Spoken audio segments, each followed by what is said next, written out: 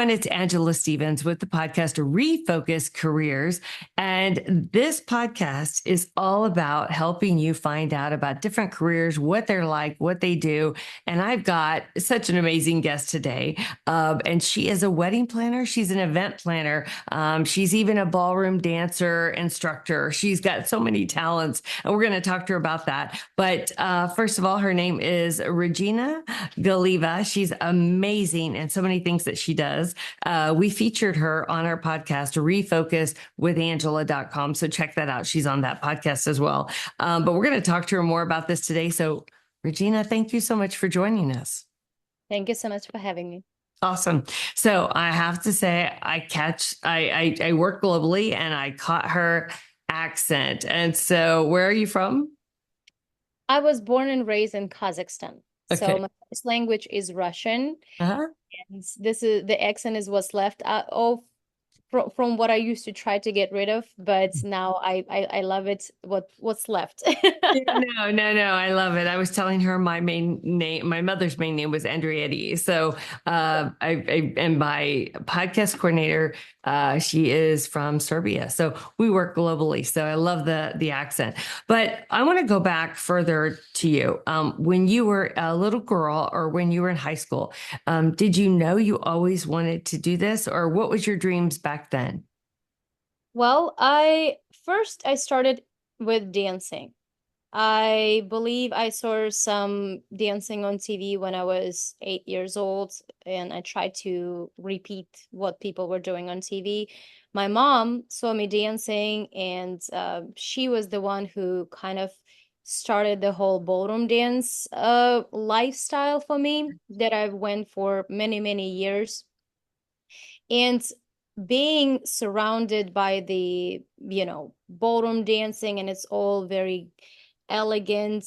There's those galas, the competitions, the beautiful gowns, decorations, people dancing. I think that sort of set the tone for the life that I always wanted to and I always craved for and strive for. So transitioning into world of events where people gather, the ballrooms are decorated and Yeah. people dressed in nice attires for the event, it was just meant to be. I did have some other dreams and aspirations at some point. I went to college for journalism and I wanted to be an anchor one day, to be on TV and report news. However, I will be honest with you, half through my college, I realized I'm not too talented at journalism. Journalism is hard, and writing, you're writing those press releases, and I get it. Believe me, I was a marketing communications major with a theater as a minor, so I get it. So that's, yeah, our life changes. I always say people that go to college sometimes may not even work in the degree that they went to school for. So always have an open mind. But tell us, how did you get into, let's start with wedding planning first, because she does event planning and wedding planning and some other things. But let's start with that. If somebody wanted to be a wedding planner today, first of all, what do they have to do to start?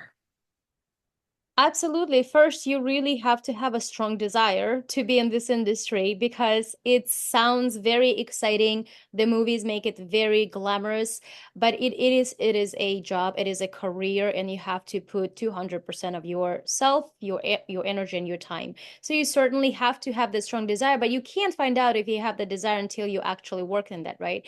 So I'll tell you that about 20 years ago, roughly 20, maybe a little bit more, we didn't have our industry. The wedding planning was Right, mainly right. done by families. And there are still some areas and countries and markets, even in the United States, where people do not understand why you would need a wedding planner. We have auntie who Right. can make cake. We have grandma who will be there to put some flowers and stuff. Why do we need that, right? Well, this is where it comes as an experience for not just the couple, but also for everyone. And if you're getting into this industry, we have so many resources at this time where you can start by learning from schools. There are, you don't have, I believe we even have four-year degrees at this moment, but you can learn. There's so many resources you can start with to learn what this industry is about. Mhm. And then I would certainly suggest trying yourself and going and working for established companies so you get that exposure and you can really find out your personal interest in that industry. Maybe you will start as a day of coordinator and then you will transition into planning, or maybe you'll transition into floral department, or maybe you would go to, into photography or things like that. That would be within the wedding industry. But to start, certainly take advantage of the resources that are out there, Yeah. get your certificates, and go from there. Yeah, and the other thing too is that it's hours, right? You're working weekends, and you're maybe working. I mean, it's hard to plan your life because you have to put these events first. If you schedule them, you owe it, and you have to be present and all in for those weekend events. Wouldn't you say? I would certainly say that this is not an industry where you can get sick, unfortunately, on the day off. Or even throughout, but of course the day itself is so important. I have a team, and when I communicate to them our dates, I have to ask their 100% confirmation, Yeah. and they know that if they don't show up, it is, certainly going to um ruin the plans that we had. So you certainly have to plan out in advance. My life is planned out typically year to 2 years in advance Yeah. because we have certain events. So my life is planned around my events, just like in any job. That's okay. But today is July, and I know that in February on the 14th, for example, I'm not available. I know that I'm not available next May on the 25th. You know what I mean? So you have to really devote your time. Yeah, definitely. And right. And I was just thinking your time is not yours anymore. It belongs to the bride or the person, et cetera, et cetera. So and one thing that I wanted to ask you, I didn't ask you last time, when a bride is getting married, how much time should she have leeway before she gets married? Because I think that's real. I meant to ask you this before, but it's really important because a year and a half, 3 months. What, I mean, do you have any advice on that? It's an interesting question, and I will answer it that way. It really depends on where are you from? Yeah. Because countries that I'm from, people plan weddings in 2, 3 months. Yeah. And things are done completely different. I'm not an expert there, so I'm not going to go that way, but I do know that they plan weddings 2, 3 months. It's not like here in the Right. United States where we plan year, 2 years in advance. I do believe the big what's contributed to that is the budget, Yeah. because the weddings are quite pricey and not everybody has just laying around the budget for the wedding to go ahead and book everything. Yeah. So, but another element of it is being engaged. It's fun. You want to allow yourself to be in that engaged state. Enjoy it, right? Absolutely. Yeah. Enjoy it. But generally speaking, with the time frames in the United States that we're planning, you would certainly plan. Traditionally, couples start planning 9 to 12 months in advance. With lately we see trends that people are looking about 2 years in advance. So it really depends on it's not necessarily availability with venues and vendors, but I do believe it's the family situations. And so, but typically between 9 to 15 months, I'll put it that kind of time frame. Okay, perfect. And did you know that you wanted to work in weddings? I didn't. I didn't know that I loved gatherings and I loved creating events. Even when I was a child, Mhm. there's, Christmas, New Year's Eve, or any sort of family events. We would normally gather at home. Where I'm Right. coming from, this is typical. So I Yeah. loved decorating and I loved creating this atmosphere to make sure everything is ready and looks nice. So I never knew I wanted to pick a niche in weddings, but relocating to Las Vegas, I found myself in the industry. I decided to try myself out and I realized that this is it. This is all I'm doing for the rest of my life. I love it. So she does that. All right. So then she also does events. And so tell us briefly, what kind of events do you do? Absolutely. So we're focusing primarily on private events, special affairs for families. That would include your birthday parties, your reunions, your celebrations of, graduation, any of those kind of situations where people gather, um, birthday parties for your family members who you haven't seen in a long time, and you're all planning this destination travel somewhere to have it combined with a vacation for everyone. So those kind of events that we try to focus on. Also baby showers, bridal showers, anything that is related to families who looking to celebrate, have a great time, and create memories. Absolutely. So the baby shower, and you think about that, and it's so important because we were talking about drama. Sometimes the grandparents, the aunts and uncles can take over. And Regina is your calm. She is the person you go to that creates the calm in the event. So that's really, really good. I have a question. What made you go from doing weddings to just doing events? Because they're the same, but it's two different areas, right? Absolutely. This is also our sort of need, there is a business aspect is we want to make sure that we do stay with our families for any of their celebrations.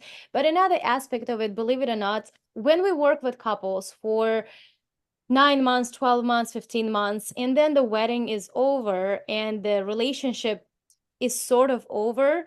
Believe it or not, but I miss my couples. I miss talking Yeah, to them when yeah. you talk to them pretty much on a daily basis, and then it's gone, and we don't have that connection.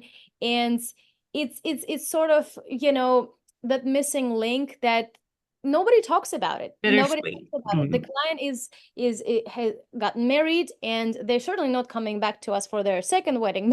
Yeah. Maybe Yeah, a right, right. right? The idea is that we plan it one time. So this sort of led to this, that we want to be available and we want to stay with your family and provide that great service to eliminate any of the stress that comes with any of the event planning. So if you guys been with us for your wedding, we also will be there for when your first baby is born and the second baby is born. And then you guys want to plan celebrations and birthday parties, housewarming parties, things like that. Yes, definitely. And surprise parties, right? Surprise parties, absolutely. Yeah, Those exactly. are the Okay, best. so I'm going to pick your brain just for a second. So, have you had any? She gives a great example on, like I said, the balloon wedding. But have you? What is cool today for surprise parties? Anything that's like the new and different? Well, I can't tell you that there is much new in that industry, but we've had surprise engagements. We planned those for one person in the party, of course. We've done several surprise engagements for couples who were just traveling on a little getaway to Las Vegas, Yeah, and Boom was planning an engagement, and that was lovely. Um, I will tell you, it sometimes they would also want to. We had one couple who planned an engagement and a following very quick marriage at a chapel. So that's one of the routes to go if you're fully confident in your partner that they're going to say yes, and going to say yes to get married right away. right. Because otherwise it may turn a surprise for Like you. tomorrow, we're gonna get married tomorrow. Are you good with that? Yeah, exactly. Yeah. Exactly, exactly. So those are, I would say, I love them, but at the same time, you have to really know your partner just to make sure you don't go with all these plans and the partner is not ready to get married tomorrow. Maybe she says, "Hey, I want to have my celebration. I want to wear the engagement ring for a couple of months before we get married." So those are just the aspects that you would want to consider before planning the full thing. But engagements, surprise engagement, well, they're always surprise engagement. I mean, I I do, you I know. love that. I love that. So tell us something when somebody decides that they want to have an event, and it can be a reunion, it could be something. Um, there's a lot. Let's take family, for instance. There might be five sisters, right? And all of them want to be in charge. What is your advice to handle that, to with kid gloves, right? How do you do that? Absolutely. So I would say, and it applies to wedding celebration. I talked about it this before. You want to come, this is a real test for families. Whatever event that they're planning is to decide what is important to all of them, not just the one person, but what is important to all of them. And as a family, this is something that they have to sit down and talk, review their options and budget, Hmm. and figure out what is the priority here. What is the main reason of this event? Yes. What we're trying to get out of this event? Is it so that a lot of people who haven't seen each other get together finally for one celebration, or just, just to see each other, or is it to actually celebrate? Or maybe there's events where you announce your engagement, those kind of things, Yeah. or announce your pregnancy. Yeah. So what is the goal? Focus on the priority, and you really have to discuss. And of course, who is contributing to the budget? That really matters as well. So My big, important. my big advice, one thing that I would say is what we experience sometimes is where people who are planning as a person from the side, I see that sometimes family members or couples are not on the same page. Right. And it's something that as a service provider and not necessarily a personal family friend, I try not to get involved because this is your event. Yeah. So I certainly recommend trying to discuss this between yourselves and then going out and planning it with a goal. Yes. I think that's great advice because, like I said, it's hard when you've got a group of people, everybody's got their different ideas. And again, that is why you want to use someone like Regina, that even she can meet like by video with five of the sisters or whatever and say, this is the best way to go about this. Let us take care of this. You guys bring us ideas. And then you're like the captain of the ship, right? Yeah, it does sound very fancy, but I will take that role. What I can elaborate on this is when we have those meetings and we have a couple of different opinions, I like to say what worked for us previously and what didn't. Because in the 9 years of planning events, we've had we had so many different ideas that we were trying to execute with different clients, different couples, we work with different vendors. So I certainly can provide a very realistic advice so that it eliminates your guesswork. Will Yes. that work? Will it be popular? Will it be, you know what I mean? You go to a bartender and you ask, what's the popular drink here? So people, because he knows, you go to a photographer and say, hey, we've never posed. Can you tell us which poses look nice so we can do them so our pictures come out well? So you come to us with ideas and we will tell you this will work, but this probably won't. And this idea probably doesn't contribute to the overall experience. So you may not, focus on that now, maybe later. So certainly experience factor here is important. Yeah. And I think it's fair to say that you can go to someone like Regina and say, this is what we had in mind, and have an open mind because she might say, that's great, but let me tell you something that might work better. Yes. Right. And so that's always really good. So, well, that's perfect. And then, so by the way, so you've done weddings, you've done events, you do ballroom dancing, you actually do a lot of consulting over video, right? If a bride and groom want to talk to you, you can set up a charge consultation for them, walk them through them, and if you can't, if they are not looking for a wedding planner or an event planner, you can at least book a session with her where you get some feedback, and that is valuable, right? So and like I said, she can go through her charges with you. I could sit here and brainstorm with you all the time because I love doing this, but event planning, it's not for everyone, right? Absolutely. Event planning, it requires a lot. It's a whole separate job. So I like to tell my clients that, and you brought up the video meetings, those are crucial. Those are very important because we can easier get on the same page with clients about any of the questions versus emails or phone calls. We do a lot of planning via those options as well, but video calls, they help understand, and because I can see my client's reaction and I can see what's going on that side to sort of get closer to what we're all planning together. Yeah. Yeah. However, with planning, it is, like I said, a second job. So I like to tell my clients, when I'm hired, it's usually for those busy professionals or Yes.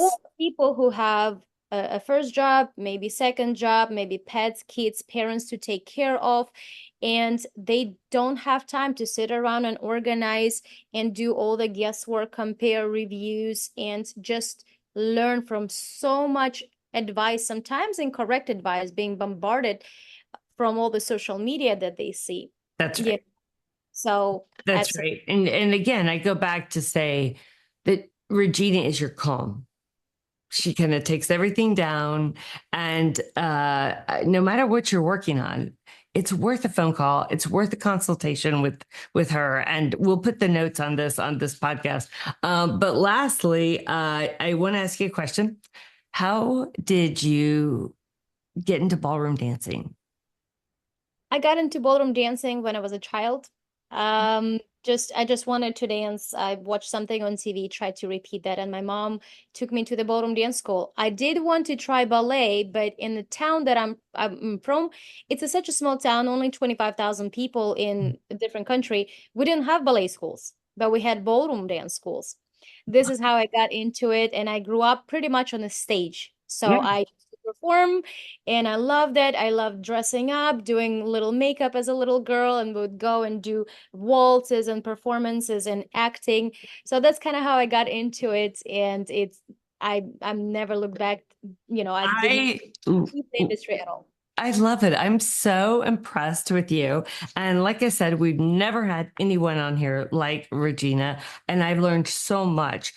Basically, on the event side and also on the wedding planner side, we're going to put her links on here. But again, she is also on the Refocus with Angela podcast, and she had a great interview there. So check her out. I think you're going to be so excited when you meet her, have a chance to talk to her, and get a feeling of what she's like as a person. Because again, she's been doing this a long time, right? And as I always say, when I got married in Vegas for the second time, when my son was 10, it was so easy. And the stress was gone because I had let someone else take the reins and just help me walk through that. And that has been extremely important. And I look back on it, my pictures were great. The flowers were great.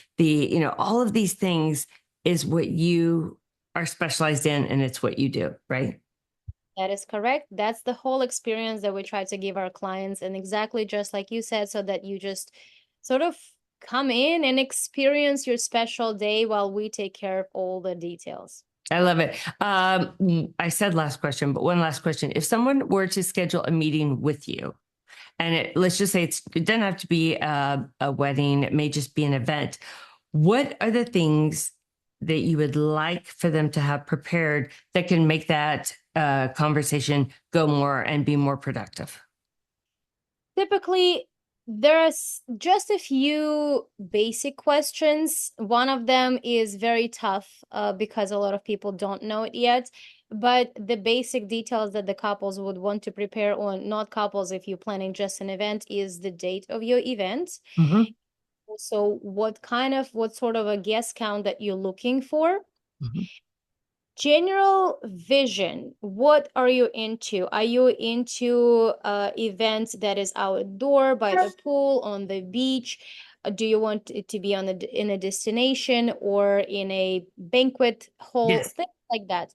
And finally, if there is an ideal budget that you would like to stay within, just to start, once we combine those 3, 4 elements, it will give me a solid idea where we can start and what advice I can even give. Love that. And it is more productive for everyone, right?